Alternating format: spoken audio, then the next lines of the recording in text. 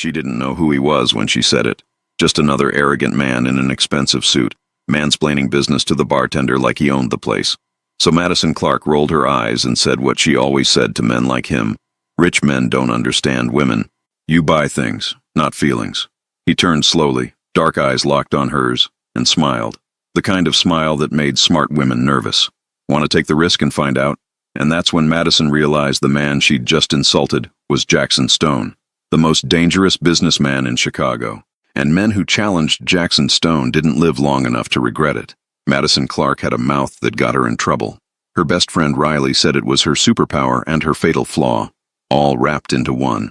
Madison preferred to think of it as honesty without a filter. At 26, she'd worked her way up from waitress to assistant manager at the Velvet Room, one of Chicago's most exclusive lounges. She'd seen every type of rich man there was. The hedge fund bros who thought money made them God's gift. The trust fund babies who'd never worked a day in their lives. The tech millionaires who treated service staff like NPCs in their personal video game.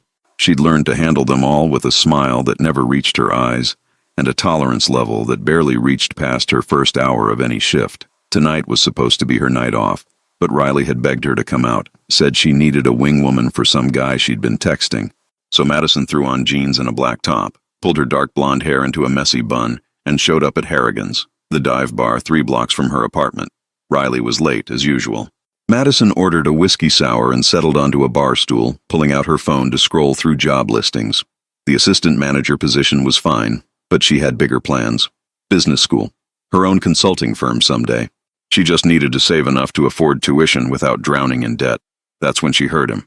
The problem with small businesses is they don't think big enough. You can't compete in today's market with a mom-and-pop mentality. Madison glanced up. 3 men in suits sat at the other end of the bar, clearly fresh from some business dinner. The one talking was tall, dark-haired, probably mid-30s, with the kind of face that belonged on magazine covers. Expensive suit, expensive watch, expensive everything. The bartender, Tommy, who'd worked at Harrigan's for 20 years, nodded politely while drying glasses. But Madison could see the tightness around his eyes. Tommy's family owned this bar, had owned it for 3 generations. The suit kept going. Take this place, for example. Prime location, underutilized space, dated aesthetic. With the right capital and vision, you could triple revenue in 6 months. Maybe some people don't measure success in revenue, Madison said before she could stop herself. The 3 men turned. The 2 flanking expensive suit guy looked annoyed, but expensive suit guy himself looked intrigued. Excuse me? His voice was smooth, controlled, with an edge that suggested he wasn't used to being interrupted. I said maybe success isn't always about money. Madison met his gaze steadily. Maybe Tommy likes his bar exactly how it is. Maybe he measures success in regulars who've been coming here for decades, in community, in legacy. That's a romantic notion, the man said, his dark eyes never leaving hers.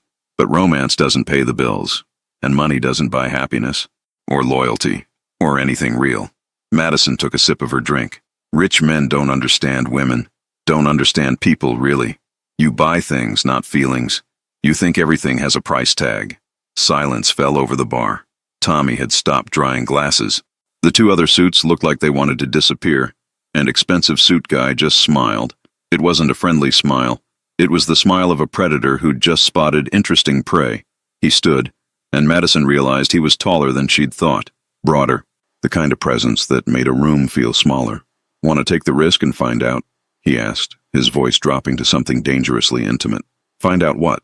If rich men really don't understand women. He stepped closer, and Madison caught the scent of expensive cologne and something darker underneath. Or if you're just repeating things you've heard to make yourself feel superior.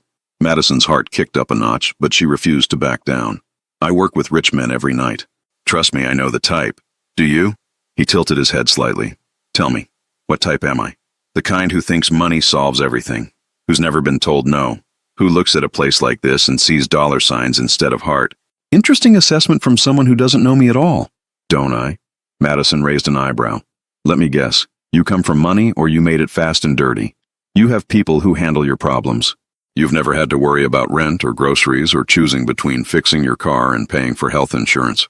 And you definitely think that buying a woman an expensive dinner means she owes you something. One of the other suits muttered, Jesus Christ. But expensive suit guy just kept smiling. You're half right. I did make my money fast, and I do have people who handle problems. But you're wrong about the rest. Am I? I grew up in a one-bedroom apartment with 4 siblings. My mother worked 3 jobs. I learned early that money isn't everything, but not having it is. His eyes held hers. And I've never assumed a woman owed me anything. That's not how I operate. Madison felt her certainty waver. Then why are you in a dive bar telling the owner how to run his business? I wasn't talking to the owner. I was talking to my associates about a business principle. You're the one who decided to eavesdrop and make assumptions. He had her there. Before Madison could respond, her phone buzzed. Riley. Sorry, babe. He canceled. Rain check? Sending pizza money to make up for it. Great. Stood up and schooled in the same 5 minutes. Madison downed the rest of her drink and stood. Well, this has been enlightening. Enjoy your evening.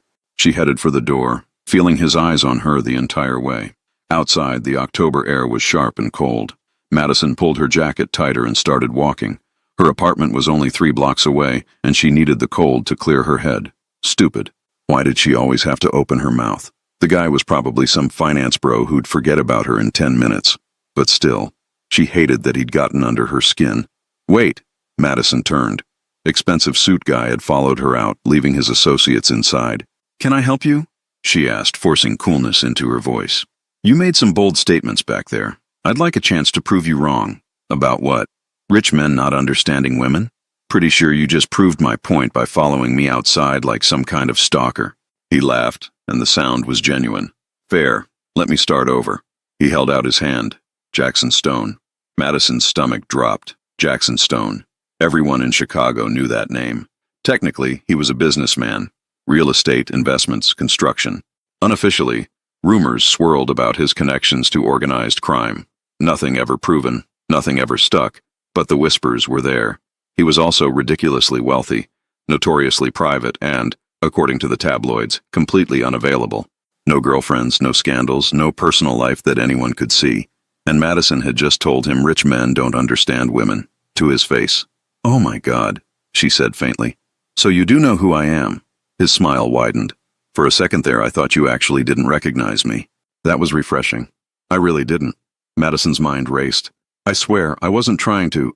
I just have a big mouth and no self-preservation instinct. I noticed. He stepped closer, and Madison's back hit the brick wall of the building. So here's what's going to happen. You're going to let me prove you wrong. Prove me wrong how? Dinner. Tomorrow night. Somewhere that's not trying to impress you. Somewhere real. That's insane. I don't even know you. You know I'm rich, apparently don't understand women, and think everything has a price tag. His eyes glinted with amusement. What else do you need to know? How about whether you're actually in the mafia like everyone says? The amusement faded slightly. Would it matter? Yes. Why? Because I don't date criminals. Who said anything about dating? I said dinner. Jackson pulled out his phone. Give me your number. I'll text you the details. What if I say no? Then I'll show up at the Velvet Room every night until you say yes. He said it casually, like it was obvious. Your choice.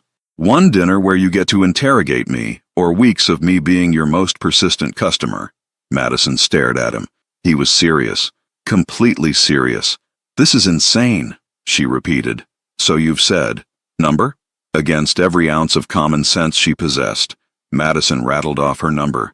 Jackson typed it in, and immediately her phone buzzed with a text. Tomorrow, 7 p.m., dress comfortable. And Madison, I'm going to enjoy proving you wrong.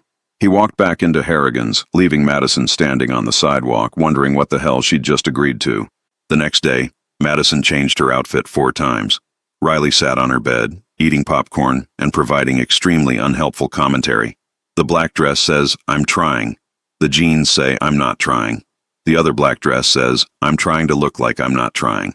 This was a mistake, Madison said, pulling on the jeans. I'm texting him that I'm sick. You are not. Riley threw a piece of popcorn at her.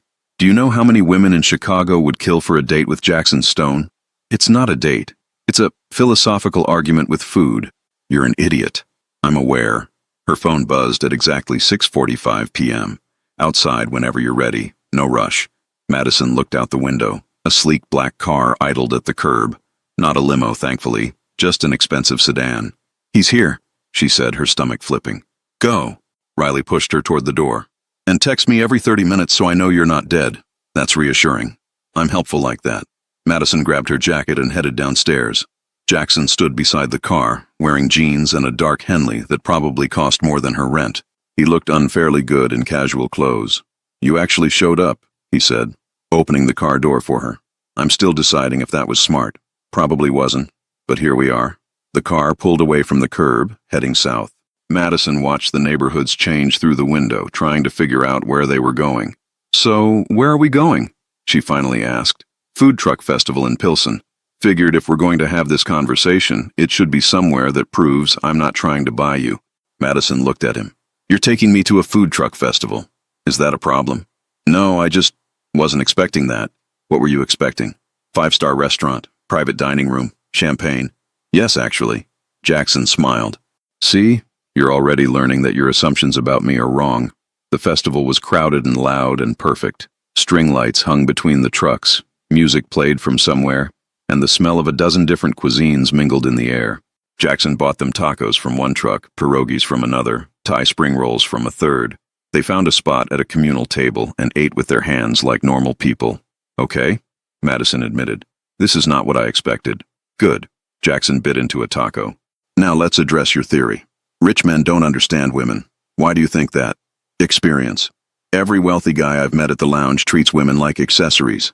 Something pretty to have on their arm, to show off, to upgrade when the model gets old. And you think I'm like that? I don't know what you're like, that's why I'm here." "Fair." He wiped his hands on a napkin. Counter-argument. "Maybe the men you're describing don't represent all wealthy men. Maybe you're generalizing based on a specific subset of terrible humans." "Also fair," Madison conceded. "But the subset is pretty large. Won't argue with that." Jackson leaned back, studying her. "Tell me something. Why do you work at the Velvet Room if you hate the clientele so much?" "I don't hate them. I just don't respect them." Madison picked at her pierogi.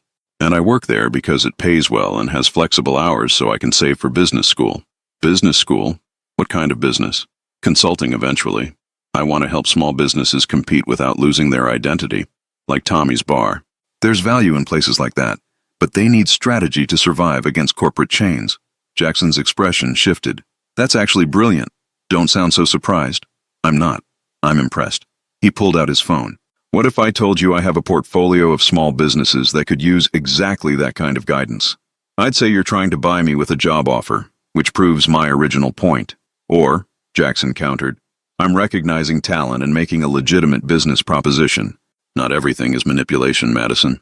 She hated that he was making sense. They talked for 2 hours. About business, about Chicago, about growing up poor and the different ways it marked people. Jackson was smart, sharp, and nothing like what Madison expected. He was also still probably a criminal. "Okay," she said as they walked back to the car. "I have to ask, the rumors about your business being connected to organized crime, are they true?" Jackson was quiet for a long moment. "Define organized crime." "That's not an answer. It's the only answer I can give you right now." He opened the car door. "What I will say is this. Everything I do is to protect people. My family, my employees, people who can't protect themselves. Sometimes that means operating in gray areas. Sometimes it means doing things that aren't technically legal but are morally necessary. That's a convenient rationalization. It's the truth." His eyes met hers. "I'm not asking you to approve. I'm asking you to understand that the world isn't black and white. There's a lot of gray, and I live in it." Madison got in the car, her mind spinning. The drive back to her apartment was quiet. When they pulled up, Jackson walked her to her door. "So," he said, "did I prove you wrong?" "About what?" "Rich men understanding women." Madison considered. "You proved that you're more complex than I assumed. That doesn't mean I was wrong. Then I guess I'll have to try harder." He pulled out his phone. "Dinner again? 2 nights from now?" "Jackson, unless you're scared." Madison's spine straightened. "I'm not scared." "Then prove it." His smile was challenging. 2 nights. I'll pick you up at 7. He walked away before she could argue. Inside her apartment, Riley pounced immediately. "Tell me everything." "He took me to a food truck festival." "What, no fancy restaurant?" "Nope. Tacos and pierogies and conversation." Riley studied her face. "You like him." "I don't know him well enough to like him." "But you want to." Madison sank onto the couch. "That's the problem. He's nothing like I expected. He's smart and thoughtful, and he actually listens. But he's also probably a criminal, Riley. Like, actually dangerous. So what are you going to do?" "I have no idea." The second date was at a community center in Englewood. Jackson was teaching a business skills workshop for teenagers from low-income families. Madison arrived early and stood in the back, watching him interact with the kids. He was patient, encouraging, answering their questions without condescension. When one girl asked how to start a business with no money, he didn't give her empty platitudes. He gave her concrete steps, resources, even wrote down the name of a microfinance organization. After the workshop, he found Madison waiting. "Stalking me now?" he teased. "You invited me, remember? Text said 7 p.m. at this address. I didn't say what we'd be doing. Is this your idea of a second date? Community service?" Jackson shrugged. "I do this twice a month. Figured you should see it." "Why?" "Because you asked if I was a criminal. I wanted you to see the whole picture." They grabbed burgers from a corner diner afterward. Madison watched Jackson interact with the staff, with other customers, with the world around him. He wasn't performing. This was just who he was. "Okay," she said finally. "I need to know something." "Shoot. Why me? You could date anyone. Models, actresses, socialites." "Why are you spending your time with someone who insulted you in a dive bar?" Jackson set down his burger. "Because you're real. Because you said what you thought without calculating what I wanted to hear. Because in 15 years of building my empire, I've been surrounded by people who want something from me. And you just wanted me to shut up and leave Tommy alone. That's a terrible reason to like someone. Maybe. But it's my reason." He reached across the table and took her hand. "You see me, Madison? Not Jackson Stone, the billionaire. Not the rumors or the reputation. Just me. Do you know how rare that is?" Her breath caught. "Jackson, I know it's fast. I know you have reservations. I know I come with complications." His thumb brushed across her knuckles. "But I want to see where this goes. If you'll let me." Madison looked at their joined hands. At this man who was supposed to be one-dimensional and turned out to be anything but. "I'm scared," she admitted. "Of what?" "Of getting hurt. Of getting in too deep. Of falling for someone whose world is so different from mine." "What if I told you I'm scared too?" Jackson's voice was soft. "That I've spent so long building walls that letting someone in feels terrifying. But you walked into that bar and challenged me and made me feel something I haven't felt in years." "What's that?" "Seen." They sat there in the diner, holding hands across a table sticky with ketchup, and Madison felt something shift in her chest. This was dangerous. He was dangerous.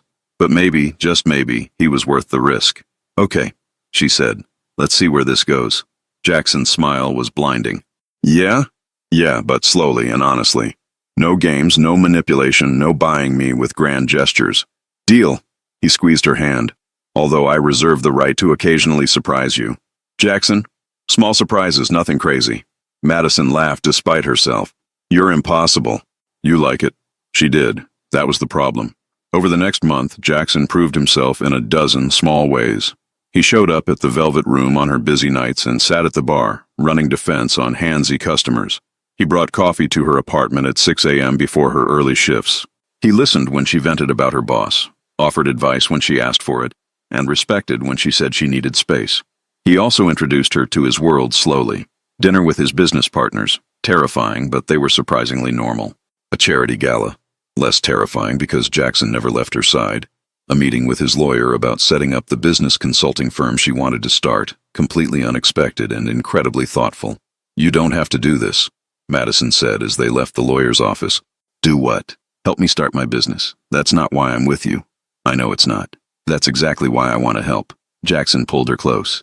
"You have a dream, Madison. I have resources. Let me use them for something good. It feels like you're buying me. I'm investing in you." "There's a difference." His eyes were serious. "You're brilliant. Your ideas are solid. You just need capital and connections to get started. I have both. And what do you get out of it? The satisfaction of watching you succeed." He kissed her forehead. "And maybe, if you're feeling generous, a lifetime of you telling me when I'm being an arrogant ass." She laughed. "That I can promise." But not everything was perfect. Madison started noticing things. The way Jackson's phone calls were always in different rooms. The way certain men nodded to him with the kind of respect that came from fear, not admiration. The way he'd disappear for entire days with vague explanations about business emergencies. One night she found him on his penthouse balcony at 2 a.m., staring at the city with a glass of whiskey in hand. "Can't sleep?" she asked, wrapping her arms around him from behind. "Just thinking." "About what?" Jackson was quiet for a long moment. Then, "My father was a violent man. Drunk, angry, took it out on my mother and us kids.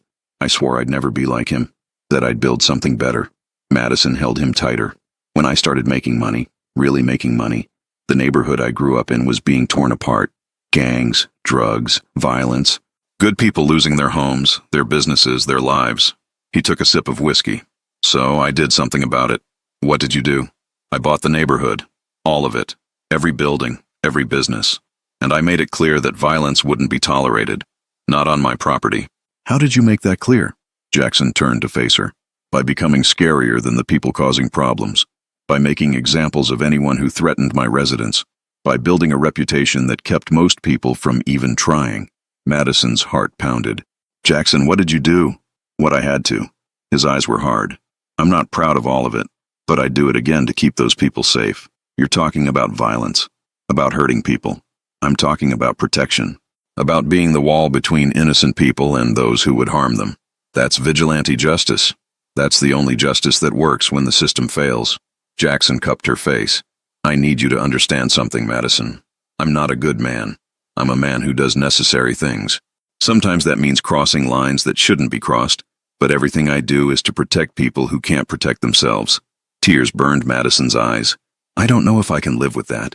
I know. That's why I'm telling you now, before we go any further. His voice was rough with emotion. I'm giving you an out. Walk away, and I'll make sure you're safe and taken care of. Your business, your future, all of it secured. But if you stay, you're choosing all of me, the good and the dark. Madison looked at this man she'd come to know over the past month, the man who taught business skills to teenagers and bought entire neighborhoods to protect them, the man who was both savior and sinner, who lived in the gray areas he'd described on their first date. I'm scared, she whispered. I know, but I'm not leaving. Jackson's eyes closed. Madison, I'm not leaving, she repeated, stronger now. Because you're right. The world isn't black and white, and maybe what you do isn't legal or traditional, but it's still protecting people, still making a difference. You don't have to rationalize it. I'm not. I'm choosing it. Choosing you. She pulled him close. All of you. He kissed her then, desperate and relieved and full of something that felt like salvation. 6 weeks later, everything fell apart. Madison was closing up the velvet room when 3 men in suits walked in. Not customers, not cops, something worse. Madison Clark? The one in front asked. We're closed. We just need a moment of your time. He smiled, and it didn't reach his eyes. It's about Jackson Stone. Her blood ran cold. I don't know what you're talking about. Sure you don't. He stepped closer. See, Mr. Stone has been causing problems for some business associates of ours, and we thought maybe if he cared about someone, he'd be more willing to negotiate. Get out. Not yet. He pulled out a phone and showed her a photo. Madison walking to her apartment. Nice place you got in Lakeview. Be a shame if something happened to it. Or to you. Madison's hands shook, but she kept her voice steady. Jackson will kill you if you touch me. Maybe. But he'll have to find us first. The man pocketed his phone. Tell him we want a meeting. Tomorrow night, the old warehouse district. He comes alone, or we start getting creative with people he cares about. They left as quickly as they'd arrived. Madison immediately called Jackson. He answered on the first ring. Madison, what's wrong? She told him everything. When she finished, Jackson was silent for a long moment. Then, in a voice like ice, Where are you? Still at the lounge. Stay there. I'm sending a car. Do not go anywhere alone. Jackson, they want to meet you. I know what they want. Let me handle it. How? By doing what I do. His voice gentled slightly. I'm going to keep you safe, Madison. I promise. The car arrived 10 minutes later. 2 of Jackson's men escorted her to his penthouse where he was waiting. He pulled her into his arms the moment she walked in. Are you okay? I'm fine. Scared, but fine. Madison pulled back to look at him. Who are they? Competition, trying to expand into territory I control. Jackson's jaw was tight. They've been testing boundaries for months. This is them making a move. So what do? We? Nothing. You stay here with security. I handle them. Jackson, they said you have to come alone. And I will. With 100 men positioned within a mile radius. His eyes were hard. They want to use you as leverage. I'm going to teach them why that was a mistake. Madison grabbed his arm. Don't do anything stupid. Define stupid. Anything that gets you killed. Jackson smiled, but it was cold. Trust me, I'm not the one in danger here. He kissed her once, fierce and possessive, then left. Madison spent the longest night of her life waiting. Jackson's head of security, a woman named Sarah, stayed with her. She was kind but professional, answering 0 questions about what was happening. At 3 a.m., Jackson's phone buzzed with a text. Sarah read it and relaxed slightly. It's done. What's done? Is he okay? He's fine. Wrapping up now. 20 minutes later, Jackson walked through the door. He had blood on his knuckles and a cut above his eye, but he was alive. Madison ran to him. "Oh my God, are you hurt?" "I'm fine. It's not my blood." He held her tight. "It's over. They won't be a problem anymore. What did you do?" "Made it clear that threatening you was the last mistake they'd ever make." Jackson's voice was matter of fact. "Their leadership is dead or in custody. Their organization is scattered. And everyone in Chicago now knows that anyone who touches you answers to me." Madison should have been horrified, should have run, should have called the police. Instead, she kissed him. "I'm sorry," Jackson said when they broke apart. "I'm sorry you got pulled into this, into my world. I chose it, remember?" Madison touched the cut above his eye gently. "I chose you. All of you. Even this part? Especially this part, because it shows what you'll do to protect people you love." She paused. "You do love me, right? This isn't just about possession." Jackson cupped her face. "I love you. Completely. Terrifyingly. In a way that makes me understand why men do stupid things for women. That's the most romantic, violent, criminal thing anyone's ever said to me." He laughed, pulling her closer.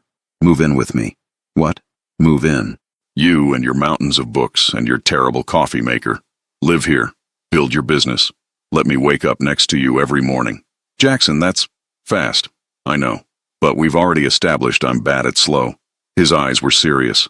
"I want you here, where I can keep you safe, where I can come home to you, where we can build something real." Madison thought about her tiny apartment, her carefully maintained independence, her life before Jackson Stone walked into it.